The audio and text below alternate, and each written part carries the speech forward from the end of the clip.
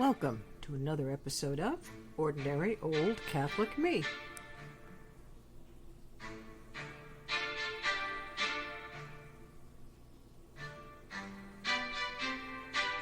Busy weekend, so a bit of a short Ordinary Old Catholic Me.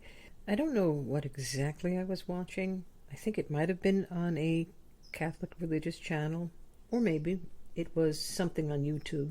I'm not even sure what the subject was, but interspersed in this thing that I was watching were clips of Mel Gibson's The Passion of the Christ.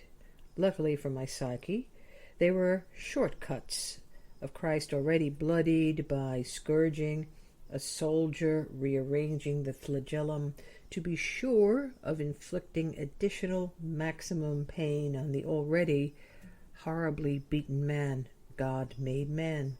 I could understand that this was a brutal time, and this Roman soldier had a job he was tasked by Caesar and by extension Pilate to do. He did not say no to power then, any more than is possible today in our cancel culture. Then to fail, though, in your obedience could actually mean your own death. Now we're not quite there, but people who fail obedience to the power base are punished in their careers or other forms of secular excommunication. Whether that becomes something more like the old Roman Empire, well, that remains to be seen. My problem with seeing this clip of the soldier torturing Jesus, unaware that this was he who created him, was that he was enjoying making Jesus a bloody pulp. In another cut, a soldier, maybe it was the same one, was jeering and laughing with his gathered fellows and pressing a crown of thorns onto Jesus' head, thrilled with the pain he was causing him. Jesus Christ is, or was to this guy, a non-person, a bit of flesh to be disposed of, but such an attitude was counted in those days as a societal good. I remembered why I've never seen the whole film, The Passion of the Christ, since it premiered years ago.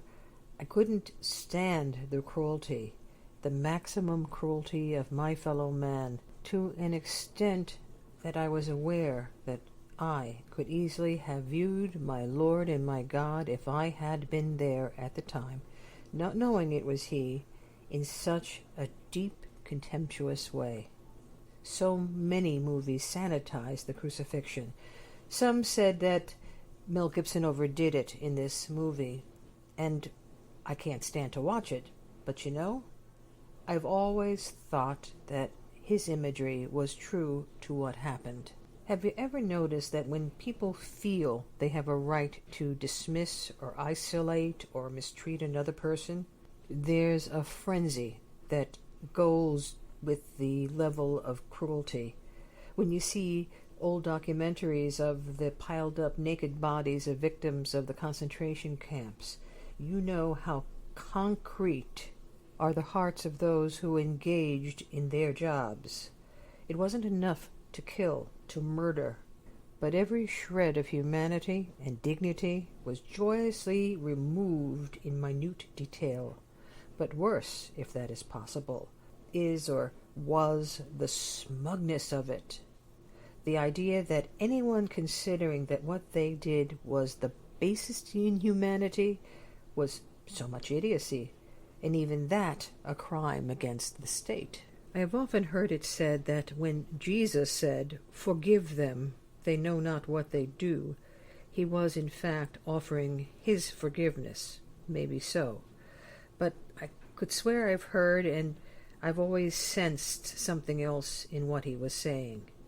That what they were doing, what you are doing, and you know not how devastating it is to your soul, is the gravest of sin. You are delighted in the murder of God. Of course, God cannot ultimately be murdered. But they, in this time of the Romans and of the ancient Jews, in an implicit way, think or thought that they could kill God. After all, Jesus told them who he was. They didn't merely dismiss him. They pounded his body and hammered him into a tree. They are, by these willful, horrible acts, condemning themselves. The act was willful. The delight in killing what was a pretender to the messianic. But they were failing to see that this cruelty and murder, that they did know what they were doing, they knew they were doing cruelty and murder, would, if they did not wake up, that they did not know, that if they did not wake up as Longinus did, that's the one who plunged the spear into the side of Jesus, that they would end up separated from God. That they did not realize. That's what I think what he means by they do not know, that this willful act could condemn them if they do not repent. Don't you know, you fools, you brood of vipers, that I am using your very sin, taking them onto me for your salvation? Can you imagine Christ saying that? Longinus saw it. He didn't hear those words, but he saw it, and he was converted. But so many did not convert, and they mocked him to leave the cross if he thought he was God, or if he was God. A few days ago I was doing the rosary. Actually, I was able to do it in church rather than at home. And that day, it was a Tuesday, sorrowful mysteries, so those images came back to me.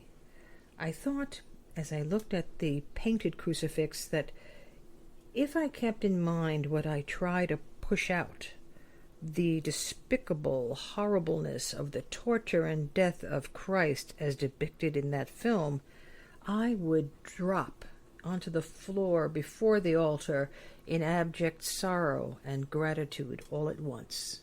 I comforted myself with the thought that, however terribly imperfectly I follow him, that at least in my prayer I'm aware of the gift.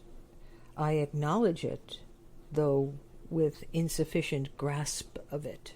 Then I was thinking about some clips just recently seen, one in particular.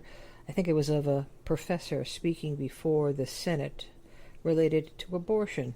Josh Hawley was trying to elicit from this witness what it was inside of a woman at 8 to 9 months, but also to try to pin down from her the nature of who it is that has children. She insisted on saying that men could have children and that his mere question was transphobic. She evaded his questions with today's euphemistic rhetoric. She talked to this senator like he was an idiot, and as if she was someone who had discovered the truth that had not heretofore been found in the history of mankind. No one, no thinker of thought before her and her fellow travelers got it right before she came along, and certainly not this stupid senator sitting in front of her. Although what she was saying was antithetical to reality, I could have tolerated it. But as she accused Hawley and made her specious arguments and interrupted him and said that her class has lovely discussions, good discussions on this subject, when clearly she won't allow anyone to vary her opinion of the universe, she had that same look that scared me in the Passion of Christ film. This look of enjoyment, of smugness that was terrifying. I wondered whether that look, in some variation, was the look of those who beat Christ, or the look of those who piled up bodies on a truck bed at one of the concentration camps. What we were told 30 years ago was an abortion right that was safe, legal, and rare is now a positive good to this woman, something to be celebrated. So much of a good that no one who is revulsed by it will be, if she's in charge, able to offer the minimal objection.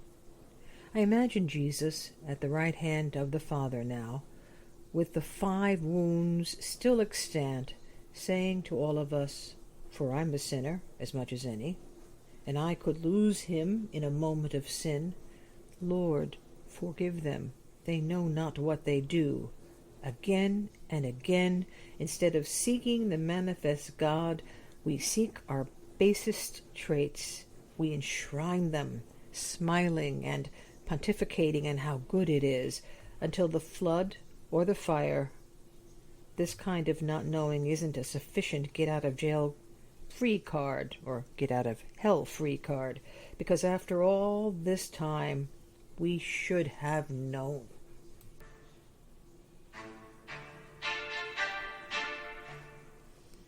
Well, just a wee bit of impassioned thinking off the cuff, really, and I don't know if you could enjoy it, but thanks for letting me vent. See you next week, and we'll be talking more about no salvation outside of the church.